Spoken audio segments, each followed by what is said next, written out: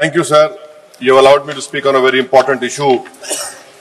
Sir, I would like to point out at the outset that SIR is violative of parliamentary legislation. It violates the powers prescribed by Parliament. It's contrary to the judgment of Supreme Court, a 3 judges judgment of Lal Babu Hussain, and it is a malified exercise of power to selectively disenfranchise on the basis of religion. Sir, Election Commission of India cannot be bigger than Supreme Court and Parliament of India, sir.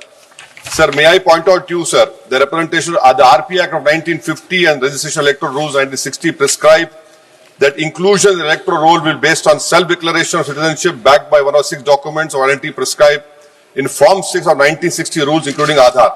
Now, this is an act which was passed in Parliament, sir. Supreme Court, in its Lal Babu Hussain judgment, held that once an voter has been included in the electoral roll, there is a presumption that they are citizens and they cannot be removed except by an inquiry into the citizenship of the individual voter and giving them an opportunity of hearing after informing the basis on which doubt arose concerning citizenship. What is happening now is that the Election Commission is putting the burden of proof on the voter. It is completely in violation of the Representative People Act 1950, Electoral Rules of 1960 passed by this House and the Supreme Court judgment of Lal Babu Hussain, sir. SIR, sir, has turned this head on its head and puts onus on the voters, sir. Sir, voters who were part of the electoral roll in 2025, instead of being given the benefit of presumption, are required to submit documents to prove the citizenship. The 2003 electoral roll is arbitrarily fixed at the baseline of which revision is being conducted. Sir, ECI is not a body empowered to go into question of citizenship.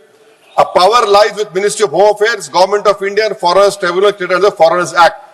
Sir, may I point out to you that what ECI is doing is wrong. Section 14 of Citizenship Act 1950, read with 2003 NRC rules, Section 4, subsection 2, 3, 4, 5, 6, prescribe just such an exercise of relation to citizenship to be conducted by central government. How is it the ECI is assuming the power given to other agencies of Parliament just by passing as you order? This is an occupied field. The ECI has no role to intervene.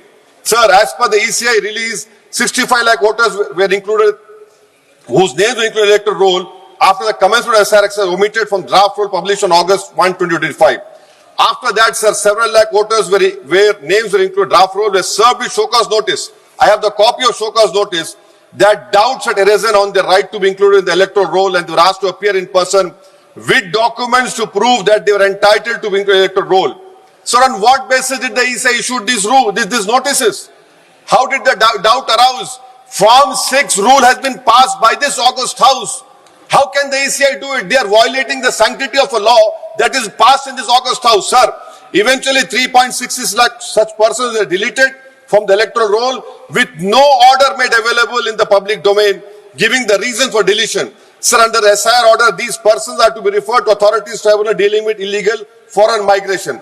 Now, sir, look at this, what the government is supporting the ECI. When this 3.66 lakh such persons deleted, the government immediately, which was the draft is published on 30th August and finally 30th September, this government came out with the new Immigration and Foreigners Act 2025 and was notified, and an Immigration Foreigners Exemption Order 2025 cemetery is promulgated the same day. Under this order, sir, no action under Foreigners Act will be taken against illegal entry, presence for citizens of Nepal, Bhutan, Tibet and Sri Lanka, Tamils, in addition to persons other than Muslims belonging to Afghanistan, Pakistan, Bangladesh. Sir, when Supreme Court is seized on the petition of CAA, government issues a foreign exemption order. Why? Because they realize that in this 3.66 lakh, there can be people more than the non-Muslim also to protect them. You have done it, and then after 5 years of CAA, you will give them citizenship. That is why I say that this whole exercise, sir, I'm concluding, sir. This is why I say this whole exercise is a backdoor NRC.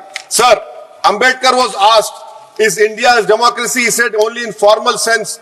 To be democracy in the substantial sense, political power must be held by the most marginalized and the weakest.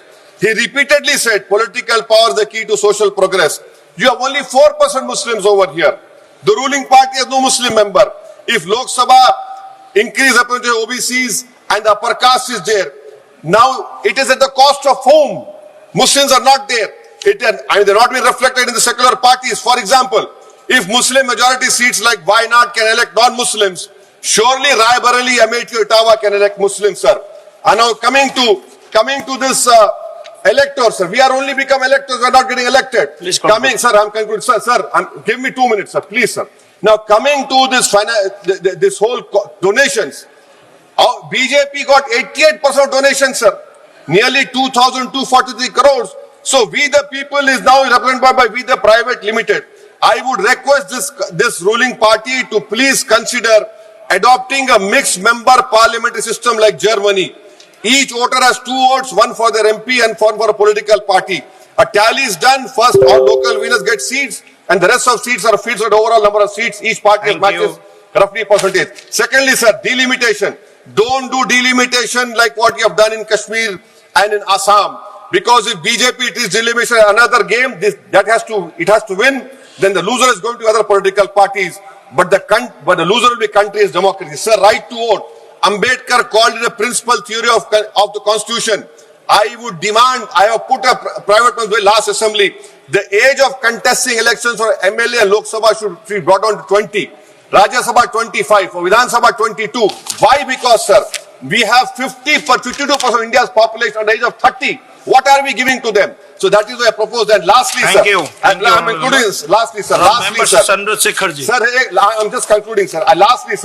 Lastly, sir, we must build a consensus and make right to vote a fundamental right. I oppose the SIR. This is nothing but backdoor NRC. This is exercise, a selective exercise to disenfranchise people in the name of religion. Thank you, sir.